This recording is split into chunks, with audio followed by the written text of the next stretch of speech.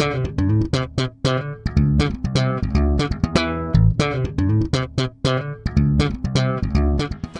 people always come to me and ask me, Chinky, nako, paano ko naman dadagdagan ng kita ko? Ang hirap ng aking cash flow.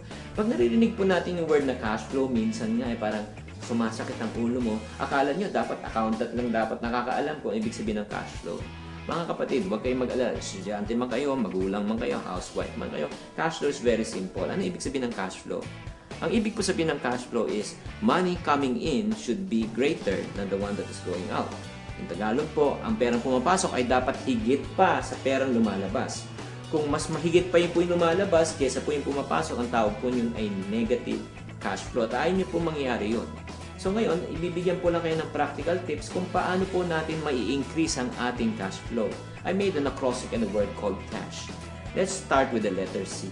C means change your lifestyle. Kailangan po magbago po tayo ng ating pamumuhay. Specifically, kung nawalan ng trabaho ang inyong mister, nalugi ang inyong negosyo, dati malaking kinikita nyo, ngayon wala kayong kinikita, definitely, kailangan po natin baguhin ang ating pamumuhay. Kung tayo po ay umuupa sa isang bahay na 15 to 20,000 pesos a month, baka kailangan lumipat muna tayo at mangupahan tayo ng mas maliit. There must be an adjustment. Okay, may nagsasabi sa inyo, Chinky, pag ako po ay nag-adjust pa ng pamumuhay, ay sa palagay ko, titira na kami sa kalye. If you cannot change your lifestyle, let's go to the letter A. A stands for always be open-minded for other opportunities.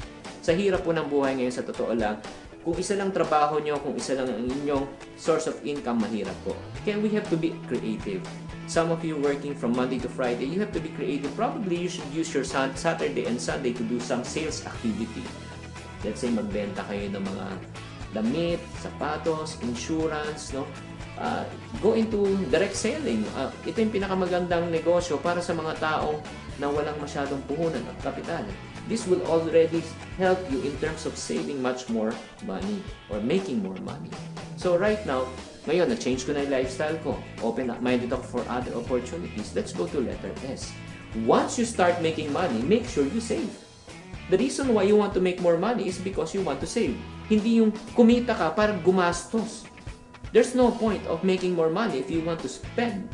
The goal of making more money is for you to save. Save as much as you can. And finally, once you start saving, meron na po kayong ipon, let's go to letter H. Pag pumasok na yung pera, nandun na po sa bangko, may savings na po kayo. Always remember, have a long-term perspective. Huwag po parating short-term. Yung po nakakalungkot. Minsan, marami po tayo nakikita. Pumasok lang konti pera, nagkaroon ng konting bonus, nagkaroon ng konting ginhawa. Immediately ang unang tanong, saan tayo magbabakasyon? Anong cellphone ang bibilin natin? Anong bagong dating DVD ang bibilin? At manunod agad ng sine. Pero karamihan na alam mo ng mga negosyante, pag pumasok ang pera, ang tanong, anong negosyo ang umpisahan natin? Paano natin expand ang ating business? Because they always have a what? Long-term perspective.